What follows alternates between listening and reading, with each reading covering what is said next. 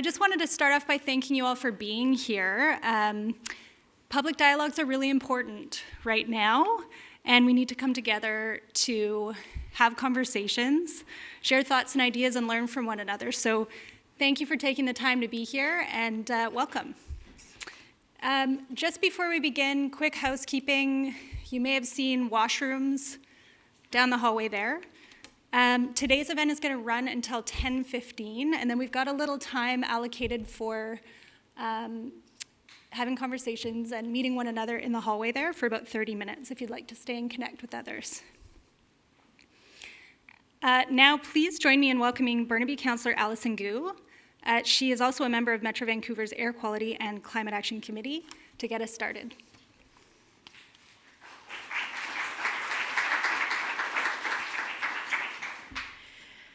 Thank you, Rita, and good morning, everyone. I'd like to start this event by acknowledging that our region's residents live, work, and learn on the shared territories of many Indigenous peoples, including 10 local First Nations. Today, we're meeting on the territories of the Musqueam, Squamish, and Tsleil-Waututh Nations. I'd like to honor the many Indigenous stewards of the lands and waters around us since time immemorial, and thank them for all of the climate stewardship that they have taken on our behalf for so many centuries. On behalf of Metro Vancouver, thank you for joining us on today's Climate Action Dialogue.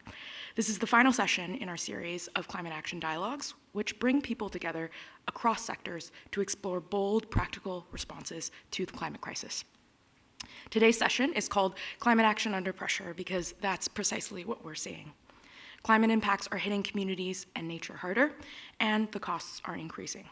For example, in 2024, Canadians faced more than $8.5 billion in weather-related insurance losses.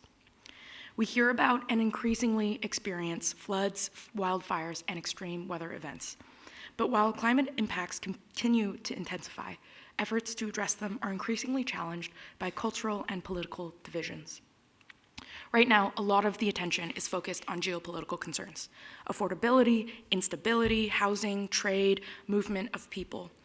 These are important, but we need to recognize that they are directly connected to the health outcomes of our communities and our environment, and that a changing climate and a damaged ecosystems will make these problems harder to solve.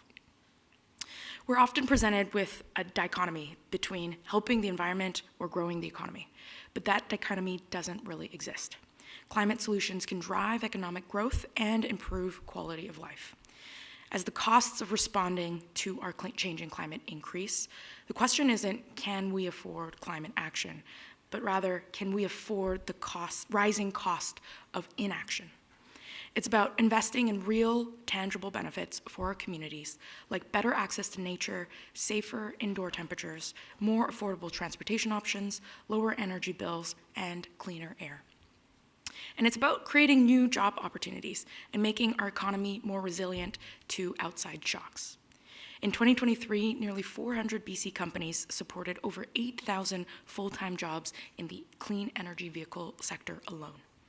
The low-carbon economy is here, it's creating great jobs in our province, and it's got lots of room to grow. There's more good news. Between 2010 and 2023, our per capita emissions went down by 16%. This reflects a reduction in emissions as buildings, transportation systems, and the economy are becoming cleaner and more efficient. Local governments are well positioned to implement climate adaptation and mitigation measures as part of urban planning and the delivery of infrastructure and services. And we're not just planning, we're doing. For example, at several of Metro Vancouver's wastewater treatment plants, which treat liquid waste for over 3 million residents, we're converting that waste into renewable energy like renewable natural gas. Metro Vancouver's just released Climate 2050 annual progress report includes examples of local climate action in every community across this region, and I encourage you to take a look.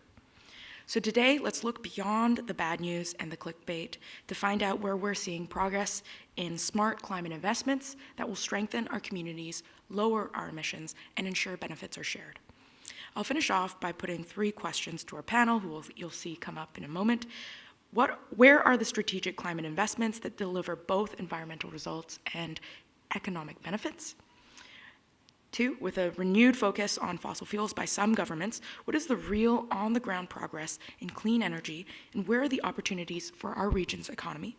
And 3, what emerging trends will shape our collective future? I'm pleased to welcome our panel of experts who bring a range of perspectives from finance, policy, and the low-carbon economy. I'm looking forward to the dialogue and to the insights that will emerge today. And back to you, Rita.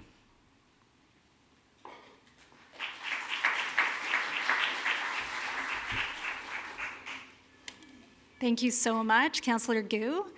Yes, so climate action is under pressure from economic uncertainty and political shifts and the growing impact, certainly, of extreme weather. But it's also a time of opportunity, and the low-carbon economy is growing. Communities are innovating, and local organizations and governments are leading the way.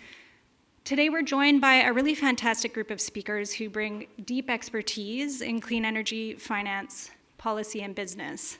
They've been working on the front lines of climate action, and they're here to share what they're seeing, what's shifting, and what's needed next. We've got Bruce Herzer, Nancy Wright, and Jonathan Arnold entering the stage now. Please welcome our panelists.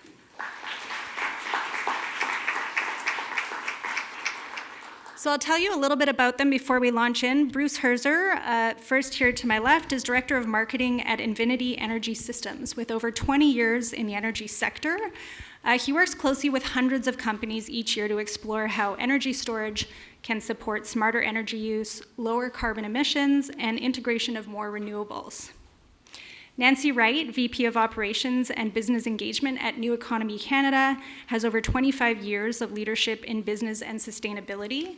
Nancy's a driving force behind Canada's clean economy transition and serves as Vice Chair of the Pembina Institute Board. And Jonathan Arnold, Director of Sustainable Finance at the Canadian Climate Institute, where he leads the Business Future Pathways Initiative, shaping market guidance for credible corporate climate strategies. Now, before we dive into the conversation, just a quick note on how you can participate. So if you have questions, the audience, for our panelists, please scan the QR code. You'll see it there on the screen. You can type your questions there directly, and then we'll try to get to as many as we can. And some of you did submit some questions for our panelists during registration, so thanks for that. We've incorporated those into some of the questions that we'll get into today.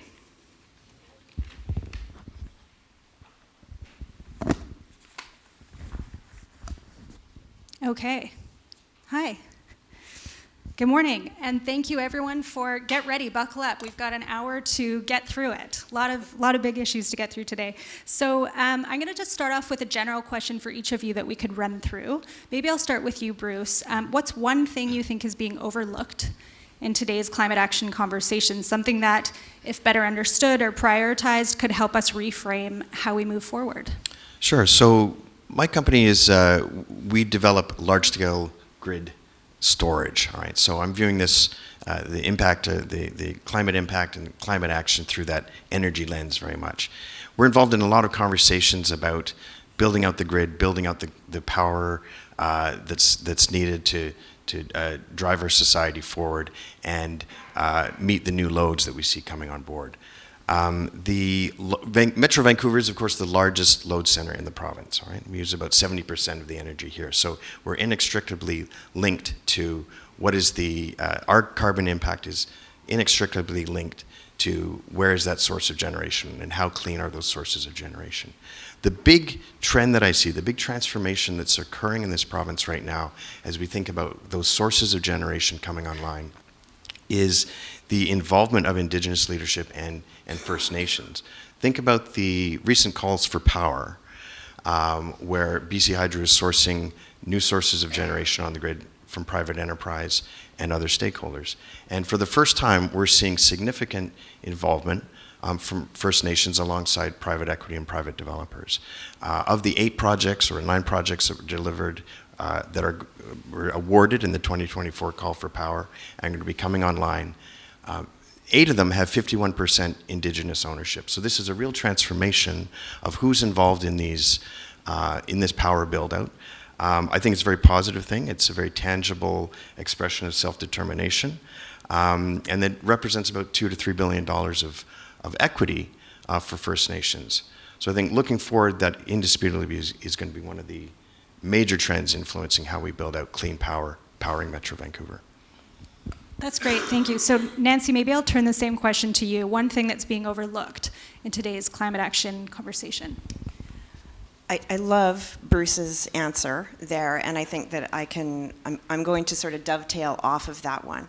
So we talk about a variety of things. We talk about heat pumps and EVs and critical minerals and hydrogen and other things, but we talk about them like they're all separate stories.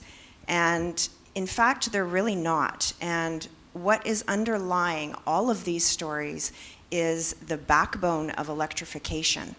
And if we have good, solid electrification, particularly pan-Canadian electrification, we can power all of those different things. So to us, to New Economy Canada, that is a huge priority.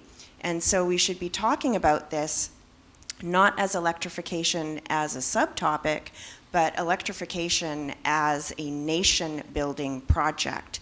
So it should be a project in and of itself across the country that can really be the power and, as I said, the backbone of all of these different things. But we don't seem to ever talk about it that way, but I think we'll talk about it a little bit more today. Thank you. I think we're going to talk more about that. Jonathan, please go ahead. Yeah, thanks. I think I'll zoom out even a level further from that, and if I could boil it down to a sentence or two, I'd say it's focusing more on dollars than CO2 at the moment, and doing more showing rather than telling. And I think what really struck me, I was just revisiting some public opinion polling recently, and if you look at the number of Canadians who kind of understand the linkage between CO2 and how climate change is a human-driven phenomenon, that rate hasn't really changed over the last 5 to 10 years, hovers around 60%. And I think to a lot of Canadians it still reads as an abstraction. And I think where the solutions really lie in getting more mobilization behind this is through the lens of competitiveness and the future of Canada's economy. And there's so much that we can show that is just simply irrefutable facts about the world that are much less abstract than climate science in terms of what our economic competitors and allies are doing, where the world is going in terms of electrification, as you say, Nancy, and what that means for the future. Much of Canada's economy is still based in the 20th century, and it's really about shifting that around and focusing on where the economic opportunities are and how that will relate to the future prosperity of Canadians. Thank you, Jonathan. I think our audience is going to be really curious to hear more about those thoughts. So I think I'm going to move into exploring a little bit of challenges. Nancy, I'm going to go to you, and I think you started to speak about this, but specifically with respect to businesses. Given the friction we're seeing and the challenges we're seeing on a global scale, how would you say businesses can stay committed to their climate goals amid these sort of shifting political and economic landscapes? It's really hard for businesses to operate and make large capital investments when there's uncertainty. And so obviously we're seeing a ton of that right now south of the border, but we also are seeing it to some degree in Canada as well, although we're trying to right that ship, and you'll hear Carney talking a lot about the fact that, you know, things need to remain calm and they need to be stable and secure, et cetera. And so what happens is capital does not come when there's instability. So you need to have really consistent government policy at all levels. You need that consistent government policy. You need those frameworks. They can't bounce back and forth. So you need consistency in your emissions caps or how you trade credits. All of those different things need to be stable and they need to be predictable for businesses to feel comfortable and to make those investments. It's already hard for companies to make investments if you're a small company, and a lot of that is done through partnerships oftentimes. But if you do have that stability, then businesses can go forward to put the money in or get the money from investment. and they're much more likely to have success if there's a stable environment around them.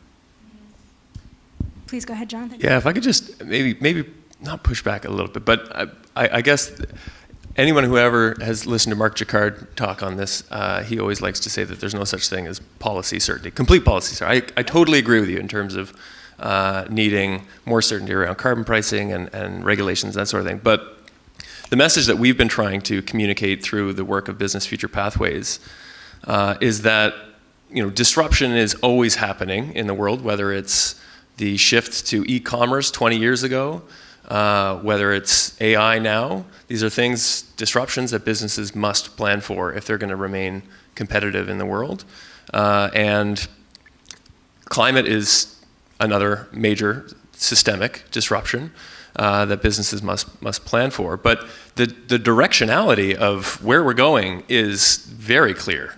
And there's lots of certainty around that. So that's I guess the message that we're trying to take to businesses, is that you already plan for disruption in lots of different ways. This should be no different, and doing that will ensure that you're competitive in the future.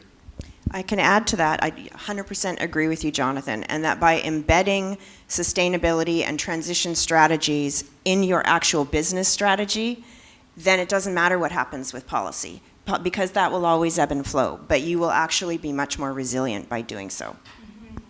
And I'm curious, Bruce, to give you an opportunity to pick up on that specifically as a business.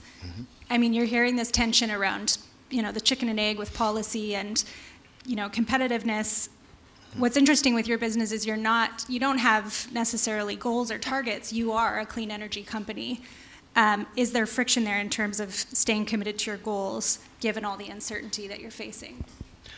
We're very mission driven, and it fortuitously aligns with positive climate impact. So I think that we don't experience that friction ourselves. What I do see, as the partners we're working with in the ecosystem we're working with, trying to advance clean energy projects, one of the biggest challenges is scale. All right, when we think about, there's a backlog of demand in this province, loads that want to integrate onto the grid and be added to the grid. It's about 7,000 megawatts, and for contrast, think about Site C is about 850 megawatts. So we're facing a massive backlog, right? A massive, unprecedented amount of growth in demand that we're going to have to meet with clean energy resources. And when I think about the, how do we get the investment that we need to fulfill that, and the role and what uncertainty can do to throw up a barrier there, we really need British Columbia. When we think about the developers and the financiers we're talking to, ideally, we really need British Columbia to position itself as a stable and competitive place for that capital to be attracted to. What does that mean? It means when we think about this call for power in 2024, I think business would like to see that this is an ongoing commitment, that there can be certainty that there's going to be subsequent rounds of investment. Groups like Clean Energy BC are also calling for streamlining of some of these processes. It's going to be very difficult and time-consuming for companies to apply to put clean energy projects on the grid. There's a lot of different places you have to go for permits.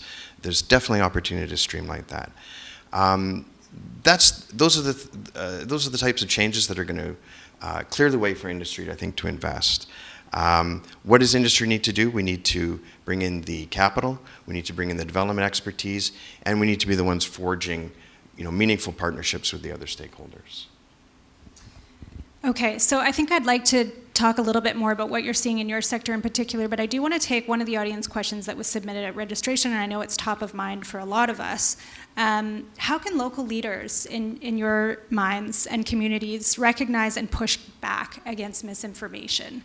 So, we're talking about what it takes to sort of keep the ship moving forward, but we know that people are really impacted right now by a lot of misinformation. And so I'm curious to hear from your vantage points how we work with that. Maybe I'll start with you, Nancy. Oh, sure. So you're right, there is misinformation absolutely everywhere, and one of the things that we can do is we can make sure that we get the right data and the right information to our MPs, to our civic leaders, to our provincial leaders, to our federal leaders, get them the stats and the data that they need, because what's happening right now is there's a very, very strong lobby system in place for large emitters and for the fossil fuel sector, and they're in those doors and knocking on those doors every single day, and they're filling them with information. But one of the reasons New Economy Canada came together was to provide that voice back to government for those companies that believe in a clean economy. But misinformation typically gets spread when people don't see themselves in the plan. So that's what happens, is you get that polarization. And so you need to change the framework and how you discuss it so that it's more inclusive. It's honestly coast to coast. It's in all different communities. And you have to get to that granular community level with your municipal leaders to be able to have these conversations. And honestly, they need to be trained. They don't just wake up in the morning and know this stuff. They need to understand what are the opportunities so that they can actually have a voice to fight the misinformation. Maybe Bruce, I'll get you to pick up on that. Yeah, I think for us it's invaluable to have groups like New Economy Canada that are trade associations and industry, representing industry in a positive light. And ideally they have you are the groups who have these relationships. You've got the frameworks, you've got the data that we're able to complement and use to engage in these conversations. One of the other points I would make would be on support for local journalism. And we talk about inclusivity and letting people see themselves in the solution. And I think that misinformation thrives in an absence of trust in the media. I think it's the local journalists in particular who are the ones reporting on local impact, reporting on local projects. I think that in combating this at a larger level by supporting citizen journalism, by supporting independent media and local journalism, that's an angle we're going to have to take in order to alleviate and fight back against disinformation. And Jonathan, certainly I know Climate CIC, your organization, is putting out a lot of really important information to help us make sense of that, but in terms of breaking it down into, the small takeaways that, general public can understand, what do you think is really invaluable when it comes to cutting through the noise? Yeah, I think my answer to that question, I think would depend on who I guess we're talking about. If it's decision makers at the provincial or federal level, then certainly those stats and research really matters. And I think something that makes us a little different than a lot of think tanks is that we spend a lot of time with our communications team, and we have a very large communications team for the size of our organization. But it really is about how can we best communicate these pieces of research to decision makers, and I think that we've been quite effective at that. But I agree with Nancy's point that we have to understand our starting point here and just the power imbalance of the lobbying powers at play, and that it is going to take time to build up these new incumbents with emerging technologies that can really fight back on the same level. At a local level, I think storytelling matters a lot, and I think some of the most effective pieces of work that I've seen are not about aggregated statistics at a national level or regional level. It's about like a single person's experience with a heat pump or an EV or something like that, and it's about seeing what your neighbor's doing and having those kind of back to the point about showing rather than telling. That's kind of what I mean by that. And you don't always need to have heavy loaded statistics. Sometimes it just takes a story of an individual to get through to someone in a way that resonates with them. Yeah, what's that refrain we hear? Numbers numb and stories sell. And I think we're seeing a lot of that now, and understanding that for many years with climate change, we've been talking a lot about the numbers, and we're starting to understand that people need to hear stories and understand the human element of it. So I want to jump into, I know, and there was a lot of conversation about this. There has been certainly in the media, and we saw it coming through in our questions. We're seeing, cleaner renewables and energy storage scale up globally. And in 2025, clean energy technology is set to surpass investments in upstream oil and gas for the first time. So I think we can talk amongst all of us about this, but maybe I'll start with you, Bruce. What's the biggest challenge to bringing that momentum that we're seeing globally to BC and Metro Vancouver in particular? And how can industry help lead the way on that? Yeah, again, I think it comes back to that making this a stable environment and giving us that certainty around what is the direction that we're taking. I think that we absolutely need to see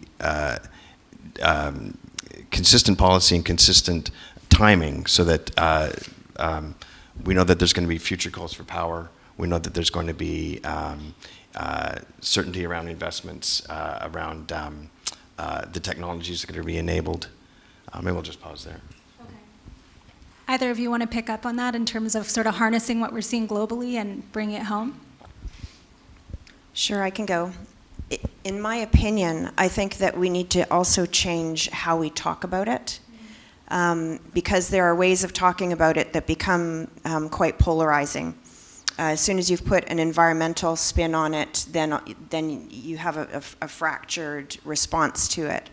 But if you talk about things in terms of prosperity and job creation and nation building and security, just like we're starting to see more and more of, those kinds of, that kind of phrasing, those kinds of topics, they are popular with conservatives, they're popular with liberals, and those are the kinds of things where you can start to hold hands across the aisle and implement policy and different things that are more long-standing, and you don't get those swings back and forth. So if we change how we talk about it, I think we can get more people on board and rowing in the same direction.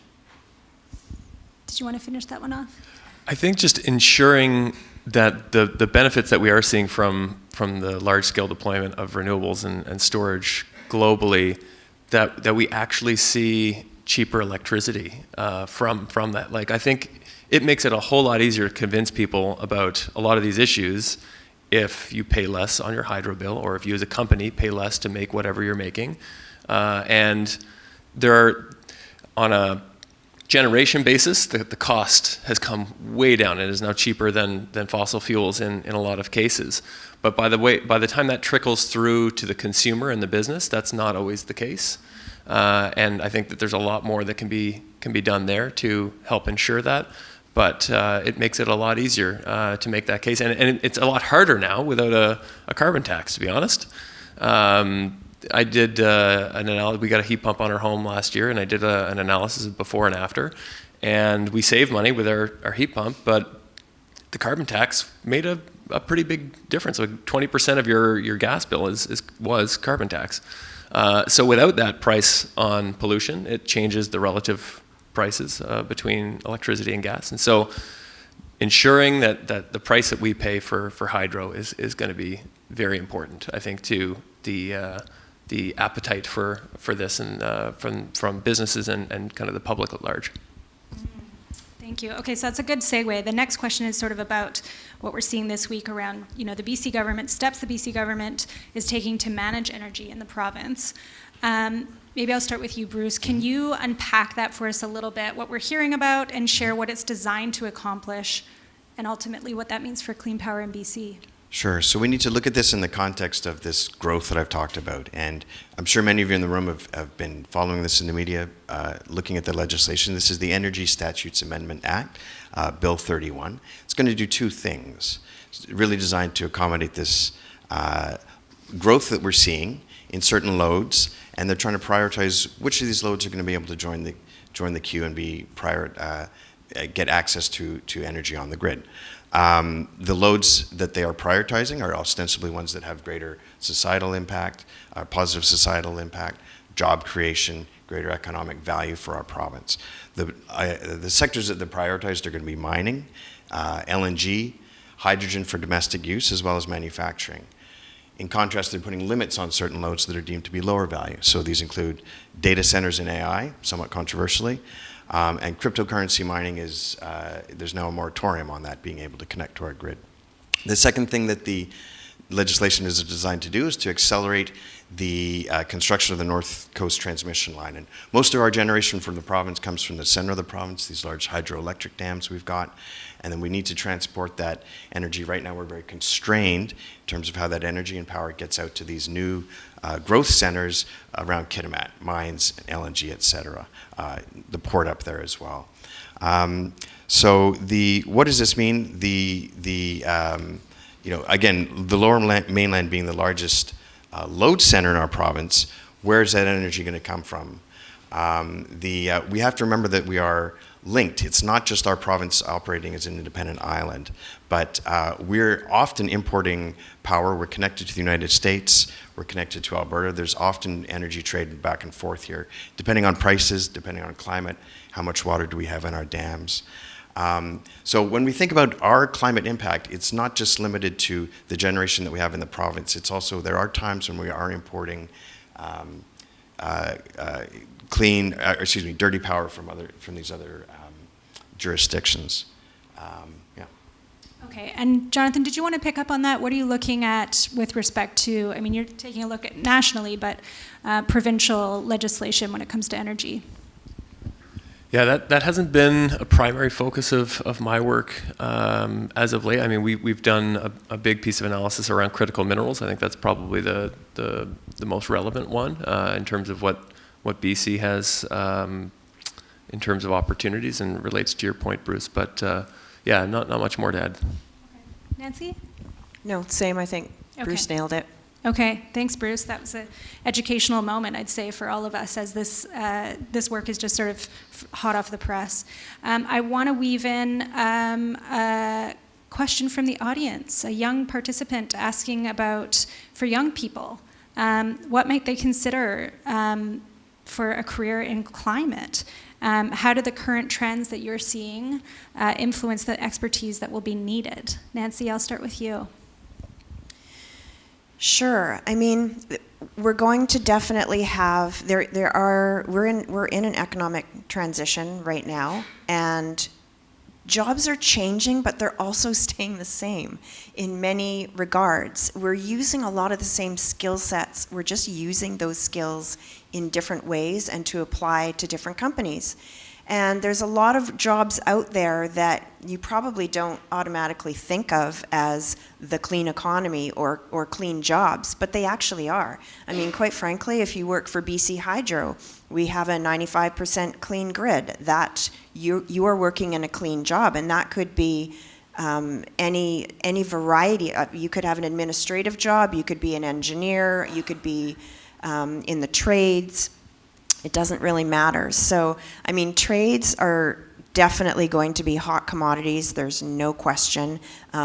Electricians in particular that would be a very smart way to go in that vein. But you know, there's a lot of fear around change in the job market, and some of it is I would say it's unsubstantiated, because although as I said, although there's going to be new jobs, a lot of the skill sets are the same. So regardless of, you know, if you're really great at computers or programming or that, you know, the SaaS platform type stuff, all that's going to be here in the clean economy. It's just, you know, they're just in different, they're in clean tech companies instead of what you would think of as a traditional role. Jonathan, did you want to go ahead, Bruce? Well, I was just going to say, as a clean energy company today, to this point, we have people in marketing, we have people in finance, HR. All of these functions are part of the clean economy. Where do we hire? Right now, we're looking for engineers. Right, we need assembly people. I think, Nancy, your point about tradespeople is spot on as well. There's certain jobs. I have kids who are 10 and 12. I think, what advice do I give them for a sustainable career? It's difficult to sort of ascertain right now, but trades and hands-on work, I think, as we build out this large electrification, this large grid growth, those are fairly safe bets. Their answers are far better than mine. I was just going to say, come work at a think tank, but yeah, their answers are far better and more comprehensive. We need the think tanks too. Thank you, Jonathan. Okay, another question from the audience is about energy decentralization, whether this would help with energy efficiency and help with the impacts of climate change ultimately. And then it also asks, could community scale or community-owned energy systems speed up the energy transition? So maybe we'll start with a general understanding of what we mean by energy decentralization. Maybe I'll lean on you for that one, Bruce. Yeah, sure. So, traditionally when we've thought about power, it's been generated at a power plant, transmitted, brought down in voltage through distribution, and then we're using it in our homes. The term that's coined these days is distributed energy resources, and this is talking about putting smaller generating and storage, and management systems, batteries, solar panels, et cetera, in businesses or in homes. So that does reduce cost overall in terms of the need to transport these systems. I think part of the trade-off and the complexity is you can't always get the power that you need with a smaller system at an end-use point. It's not. I don't think it's going to be I think that the solution solutions we need to be looking at encompass all of these options. I think it's build out of grid as well as having, complementing that with systems that sit at the end of these distribution points.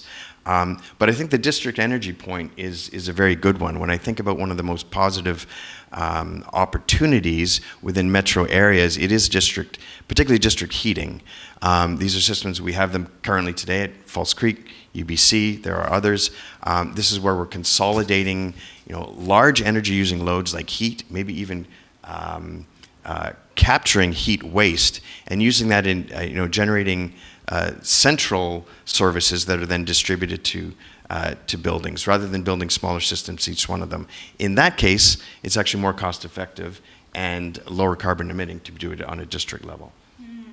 Jonathan, does your group look at all at decentralization and district energy, those sorts of things? Yeah, we haven't done a ton of research in that area, but I think it's the one thing worth mentioning that we haven't focused a lot on it so far this morning is just the added benefits of resilience in a more decentralized grid, right? Like if you have kind of pockets of grids that are self-sufficient but maybe talk to each other, then it kind of builds more resilience as extreme weather gets worse. So that's the only thing I would add. And Nancy, is that something that we can expect the ministers and the folks behind the doors you spoke about are hearing about as well? Yes, I think so, because really certainly what Bruce is talking about, it's really about grid modernization. So 100%, the small energy systems are going to feed a modern grid. And when you have a modern grid, what does that look like? It means that you've got it's real-time access to where you need power. And so if you can modernize your grid, especially across the country, but anywhere really, then you can even take it right down to the home level, because if your home has solar panels, your excess power can then be fed onto the grid. So it's actually a two-way system, a modern grid as well. And so there's going to be all kinds of opportunity for these smaller regional and even less than regional individual companies right down to the household level. So that is what a modern grid looks like, and it's super exciting. And jumping off from that, do you think that we're seeing a lot of appetite, let's say nationally, for that in terms of the decisions that are being made? Is there some sense of recognition amongst our decision makers that this is a huge opportunity? I would say generally, no, I don't think so. When we think about the opportunity, we're thinking about this opportunity like the railway or Medicare, like a major, obviously it will take billions of dollars of investment. It will take a lot of provinces working together, obviously, on this, which is probably the largest barrier to it, quite honestly, probably more than the money even. But I don't think they're really looking at it. The major projects that have been chosen right now, yes, there's definitely an opportunity for electrification for all those projects, but we're not seeing the thinking about, oh yeah, all of these are actually interconnected and electrification is the backbone of everything. If we do it from coast to coast, yes, it's going to take a long time, but it's a multi-generational payback, honestly. So, I mean, these are things that, yes, it's really expensive up front, but in the jobs, the careers, I should say, not just jobs, careers that it creates and the investment that it creates over time and the cost savings, it'd be well worth it, but it'll just take decades to recognize it. Thank you. So zooming out, another audience question is about the role of China. China-Canada relations given China's dominance in green tech. So we know obviously there's a huge amount of development there. Any thoughts you have generally on that? Maybe I'll start with you, Jonathan. It's a very big question, Big very one. loaded question Take it in as well. whatever area you like. Well, I mean, I think just thinking again through the lens of trying to ensure that these technologies are available and affordable to Canadians. China has invested a lot of resources over the last 2 decades to develop an industrialization of clean tech in a way that has driven down costs. And those technologies are not currently all available to Canada. I'm thinking especially electric vehicles. There's a lot of geopolitical considerations behind it, but if you're just looking at it strictly through a climate lens, allowing some of that technology pass through into Canadian markets could do a lot in terms of decarbonizing our transportation system, which is one of the hardest to decarbonize in the next few decades. So I see that as kind of one of the big areas that I think the Canadian government is currently thinking about. We have a 100% tax on or tariff on Chinese EVs. So I'm not suggesting that we should just open the floodgates, but Canada needs to have affordable EVs if we're gonna actually make any dent in our transportation system. So that's going to be fairly important in that story. Bruce, did you have some thoughts? Yeah, maybe I can just offer a local, how we see it. So we develop a type of technology called a flow battery. We're one of the global leaders, but in the last 5 years, Chinese manufacturers of flow batteries are now deploying much bigger systems than we've ever built. The largest flow batteries in the world are now going into China. A lot of those projects are being financed and sort of, from a control economy mandated by local governments. So we haven't yet seen those companies come and compete against us in our markets. There is some risk of that happening, but predominantly it's not a bad thing for this build out to be happening. What this Chinese investment does is create global supply chains for components that we need as well. And that's one of the biggest challenges that we face as a company on the leading edge of developing leading edge technology is where are we going to get the supply? How do we drive down cost of our components and of our product at the end of the day?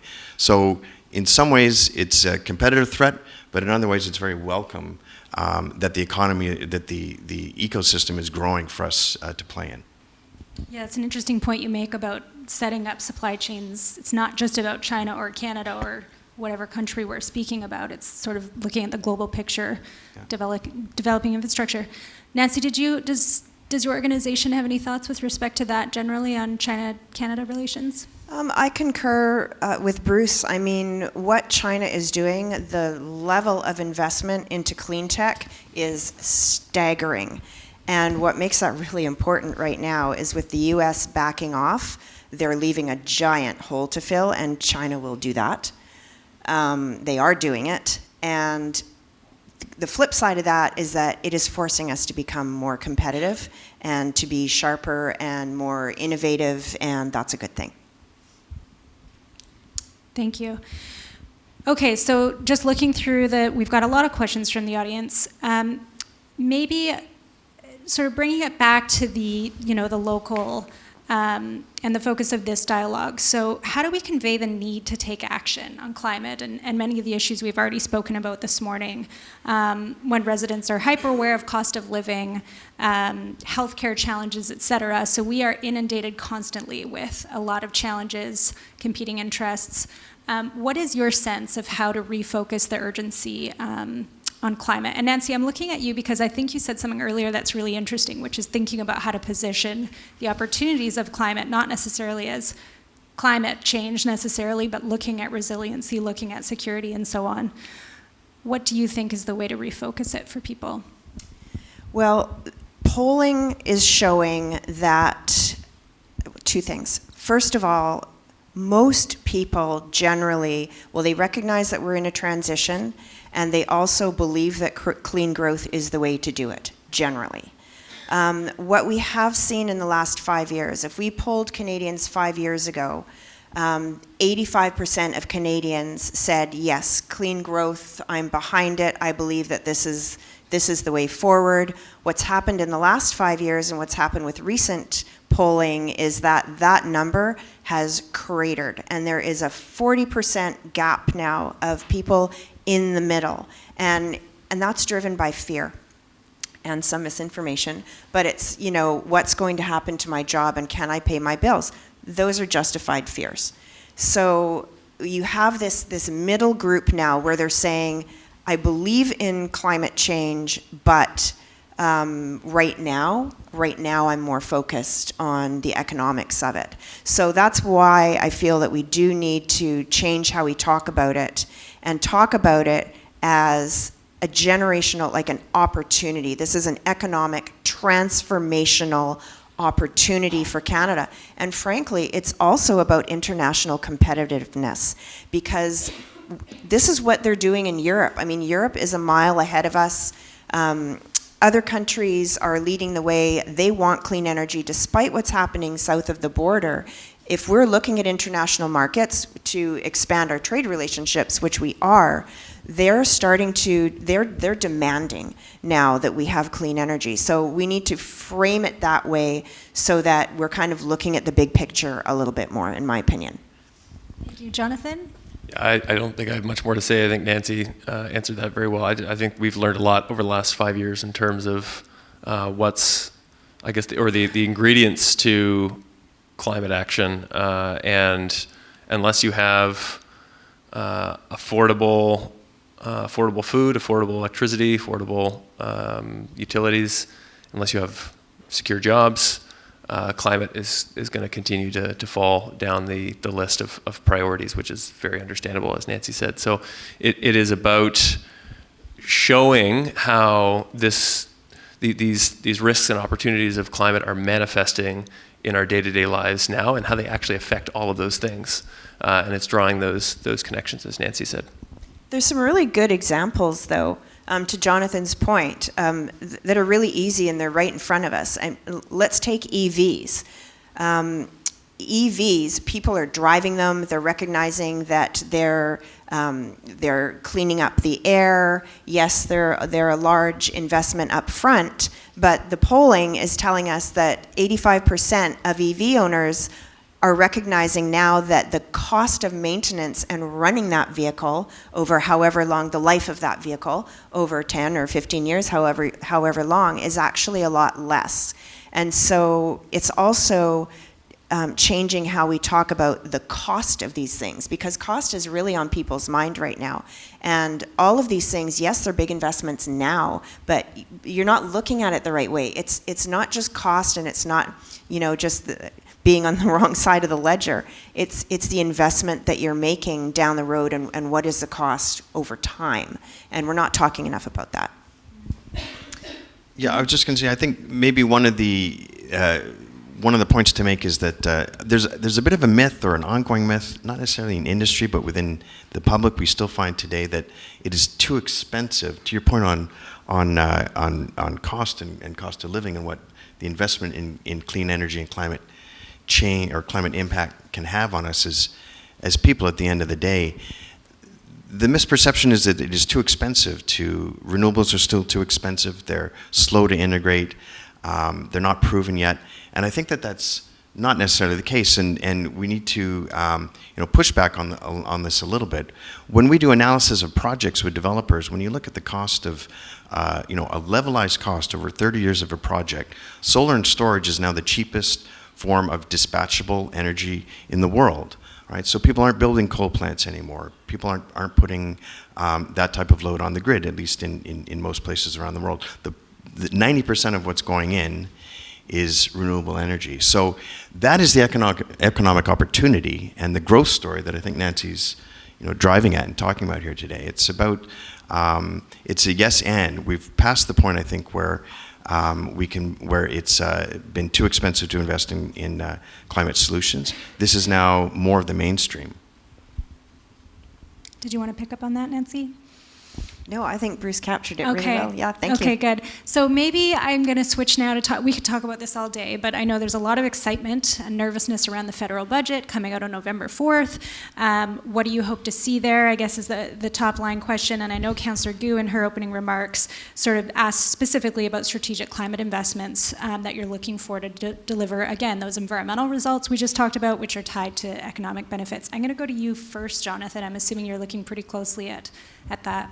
Yeah, and I'll get very specific and maybe a little too nerdy here, but I'm hoping to see a commitment with dollars attached to it to creating what's called a green and transition taxonomy for the country. So this is something that we've been pushing for years, and it's essentially, if you think of how taxonomy is typically used in kind of the biological sense of like sorting flora, fauna, it's the same principle for financial investments so that markets have greater certainty over whether this project or that project is genuinely aligned with Canada's climate objectives. Canada doesn't have that currently.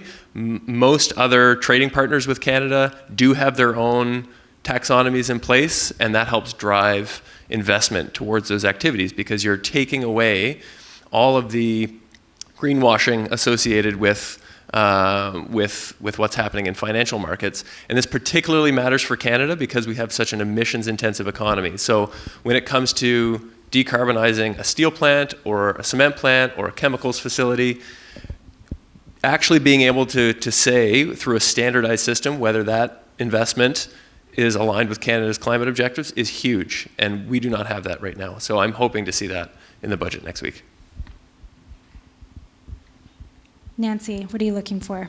Yeah, I don't know that we will. I hope that we do too. I'm not sure that we will. I mean, the feds have been talking about publishing a climate competitiveness strategy for Canada. And they were planning to actually announce it prior to the budget.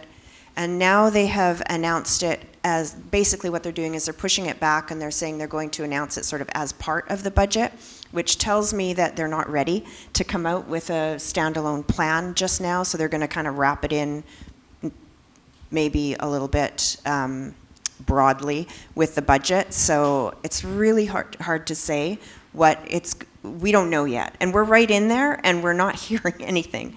So we're not really sure what's going to come out of the budget, I must be honest. Bruce, from your perspective, what are you hoping for? What are you watching for? Yeah, I'm hoping we're going to see some greater commitment around some of these projects of national importance and what that can mean for British Columbia. We think about North Coast transmission, but there's other port developments. There's other large energy project opportunities in the province that some federal funding would be most welcome for. I think one of the things that we found works well in other jurisdictions, such as the UK, is where governments are putting up a portion of investment in projects that really serves the purpose of crowding in investment from private sources as well. This brings down the risk associated with an investment in a project like this, and it's not something you want to do permanently, but it's something that starts to create a greater appetite and understanding of how clean energy projects can work, creating a pathway so once the federal or once the government money is exhausted, you've got now sort of a self-sustaining industry around or self-sustaining investment from private sources. So hopefully we'll see some of that commitment for projects that are interesting, large-scale energy projects. So another question, we've zoomed out, we're zooming in, back out. So zooming back in around local action, does it matter given the weight of the international players and some of the issues that we've just talked about, who are participating in a green economy. And maybe I'll just quickly mention and make a plug for a couple colleagues from Metro Vancouver that are here. Johan, if you could put your hand up. Afterwards, you might want to pick his brain, and our colleague Lise, who's also here somewhere in the front there as well. I think about the projects at the local level that are making a big difference in terms of both generation and consumption of energy. We know at Metro Vancouver there's a lot of work being done there. And again, speak to these folks if you want to hear about some of that with respect to infrastructure and energy generation. Does it matter at a local level? We know the headlines are really focused on those national interest projects, the huge railways, as you said, the big, sexy, the giant grid that we're all hoping for when it comes to electrification. What can you say about the local projects that people probably don't know enough about? Bruce, do you have any thoughts on that? I think it does matter. I mean, when we look at what are we saving on a carbon basis, a large-scale project versus small scale, the relative impact may be small, but I think in terms of normalizing it, I think in terms of getting people comfortable and just normalizing climate action as being the right thing to do, creating that appetite and that social license for these larger projects, I do feel it's important. Jonathan?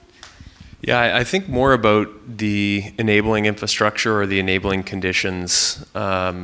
Most of my work is focused at a federal, provincial level, so I don't have any really specific projects in mind, but I'm thinking of land use and transportation infrastructure in particular, and I see the immense progress that has been made in the region, especially when it comes to active transportation infrastructure, that you see it in Vancouver or Metro Vancouver, you see it in other parts around the world, is if you build it well and people will come. And I think what excites me most is the combination of active transportation infrastructure and the electrification of active transportation infrastructure. And you have seen an explosion of e-bikes. I live in North Vancouver, where you can ride a pedal bike without electric assist, sure, but it's hard to do all the time everywhere, especially if you have children. And so those types of technologies getting cheaper, and the infrastructure to enable safe transportation to get around the city, like that's huge. That takes cars off the road and gets at the root cause of the problem, makes people healthier, reduces air pollution, and people have more fun getting around. So that makes me, I think, most optimistic when I think of the local level. Did you have anything to add to that, Nancy? Just that, does it matter? Yes, I think it really matters. And I think because a lot of the time, those projects, they can be implemented more quickly than a large federal project, and then you get the proof of it out more quickly. And when people can touch and feel and experience things and save money and understand that things are working, you get better trust in the system, more trust in your institutions, and it's people talking to people. It's people talking to their neighbors, and they tell two friends, and they tell two friends. Similar to what Jonathan said a little bit earlier, that storytelling, that is really important, and I think a lot of that happens at the local level. Yeah, I think that's true, and it's tricky to raise awareness about that. I'm thinking of the local infrastructure that we have around, harnessing energy off the turbines we're using to collect drinking water, or taking, waste heat from our wastewater systems and using that to power nearby homes. We don't hear about that enough, but it is something that I think that's a great point, Nancy. It's something it can happen quicker, and it can happen at a scale where it's actually, impacting people right next door. So. I'm going to move into, maybe Jonathan, this is a question for you around specific examples. I'd like you to dive right in and nerd out. As you said, on investments you would spotlight. Is there anything you want to spotlight that's sort of the alignment there around the net zero targets? Which ones should be held up as credible examples towards the energy transition? Yeah, so we're currently actually in the middle of trying to design a framework for basically how to determine whether a project is aligned with Canada's net zero target. And this is similar to the taxonomy work that I mentioned earlier. It's a little bit different. In this case, we're just thinking about emissions and not financial risk. And so it's easy to give examples on the stuff that clearly aligns. More renewables, more batteries and storage, retrofit, like deep retrofits, all of those things are clearly aligned, and you would have to really stretch for them not to be aligned.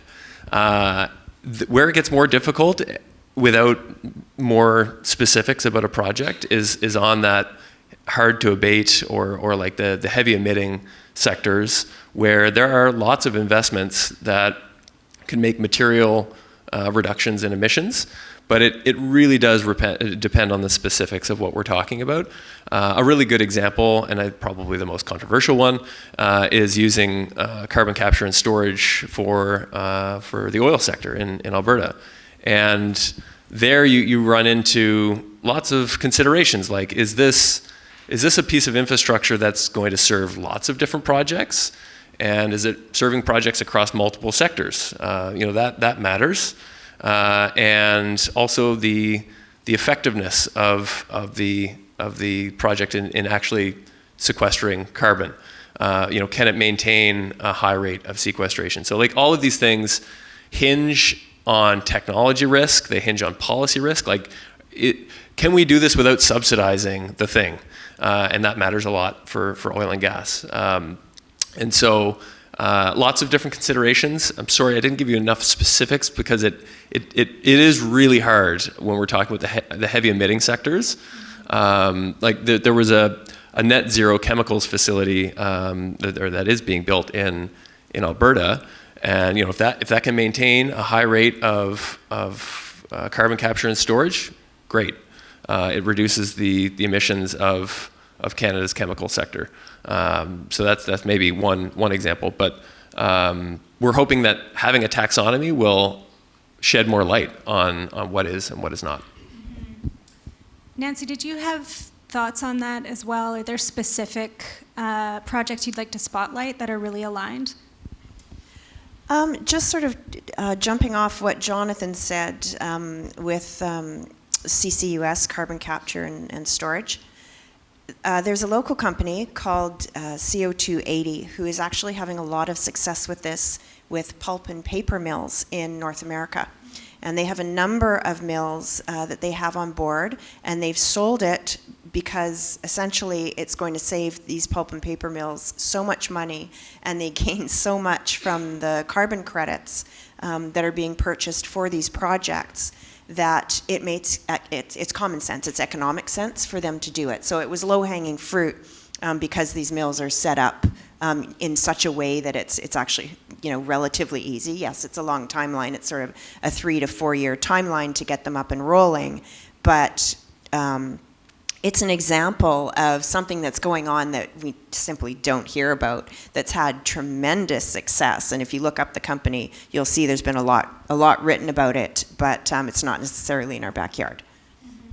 Bruce, did you have examples to spotlight, maybe from your organization or others? Yeah, it's ironic that almost all of our projects have been deployed outside of Canada. Canada's notorious for not buying Canadian. We hope to change that. Maybe just 2 projects of interest you might have a look at as you explore this space. One is the Oneida battery in Ontario. This is one of the largest, I think it's the biggest battery in Canada, providing a whole range of grid services. And think of that as a model for what we could be doing here in this province. You look at a place like Burrard Thermal, where we've decommissioned a gas generation plant. There's an opportunity to put something else there that can provide some local grid stability, provide services to Metro Van. Another project that I think is interesting, one to keep an eye on, is run by a company called Fervo. I forget the name of the project itself, but this is enhanced geothermal. This is a new method of geothermal engineering, geothermal generation that it's been under development for a couple of years now. It's being developed down in Utah.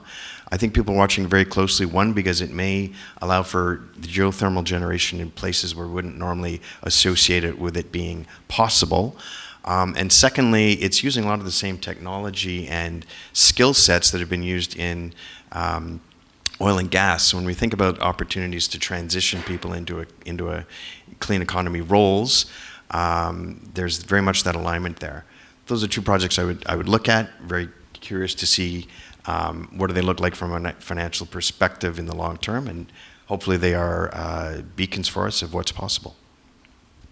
Thank you. And maybe another question to go into, there's a fair amount in the media about what's happening in the States, of course, the pretty rapid shift around support for the green energy infrastructure and the clean economy in general.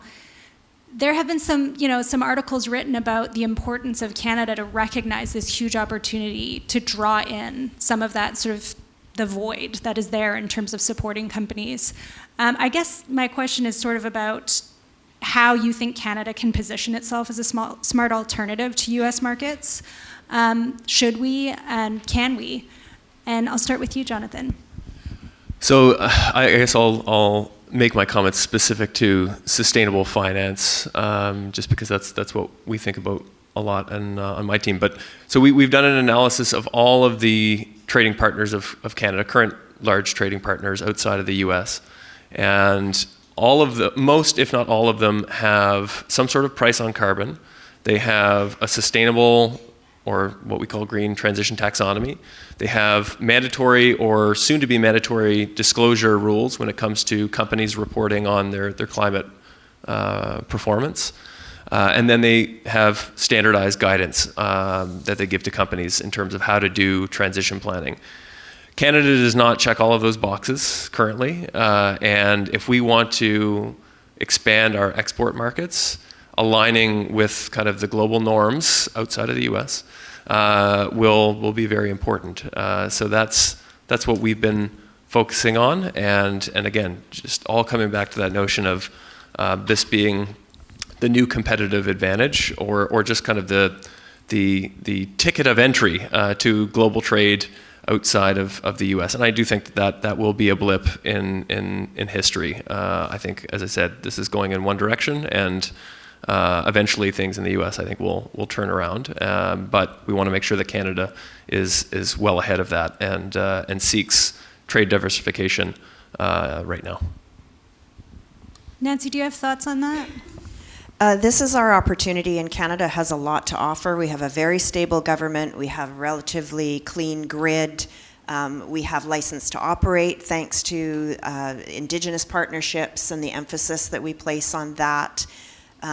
We have an educated workforce, so we're looking very good in an international scale. And the clean tech entrepreneurs that I know that are also doing work in the States are telling me that the clean tech entrepreneurs in the States are definitely looking north, because they want to be able to be active in their space, and their hands are tied to some degree right now, and so they're looking to do stuff with us. Yeah, I think that's very much reflected in the conversations we have in our experience right now. A lot of the developers, who we're working with, are investing in all around the world. There's still a lot of positive momentum at the state level in terms of clean energy, so don't despair. There's certainly headwinds, though, at the federal level. What that creates for us, though, is project opportunities here for that finance to go. There's a lot of finance around the world and investment dollars around the world that is looking for a place to land, and clean energy projects are known. I'll just close on this point by just saying one of the things that we need to have in this country is certainty around the investment tax credits. Right? Those are game changers for project development in the renewable energy space. Okay, I'm going to wrap that up there. Thank you. We have a few more closing comments. Maybe I'll just quickly ask you all for 30 seconds of what's one thing that you're looking forward to, one piece of hope you have. Please go ahead. Look, I would just end with a call for optimism. It's not, sitting in this space, young kids, I at times get discouraged about the headwinds we're facing here. But I have to think back. When I started in energy about 20 years ago, management consulting for utilities in the Deep South, people who were advocating for decarbonizing and renewable energy in this space, it felt like we were pushing a rock up a hill. It really did. And I need to remind myself now that it feels we're no longer pushing that rock. That rock is pivoted. It has momentum of its own. 90% globally of the power of the new generation sources going onto the grid today around the world are renewables. So there is momentum. This is now the reality. There's opportunity for us to capture and grow on that positivity. It's a great point. Just zoom out a little bit. Nancy. You know, I can't add much more, really. I agree with Bruce that we've reached the tipping point. I've been in this space for almost 30 years, and this is honestly the first time I've felt fairly optimistic about it, despite all the awful things happening in the world.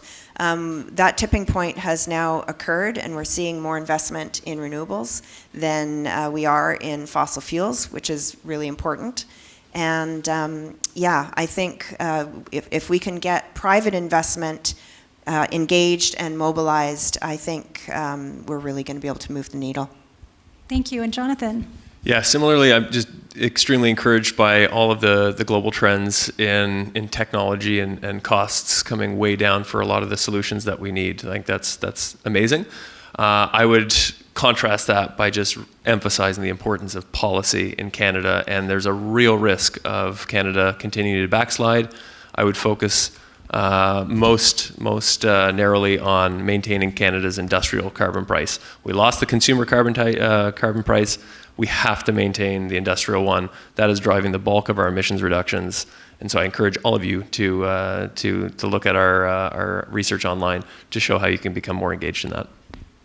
Thank you so much to our panel that we just went through a world of themes and ideas in the last hour. So thank you very much. I'd like to invite Councillor Gu up again to offer some reflections. Thank you so much. Thank you to the panelists. What an incredible just breadth of experience. Can we give a round of applause to them?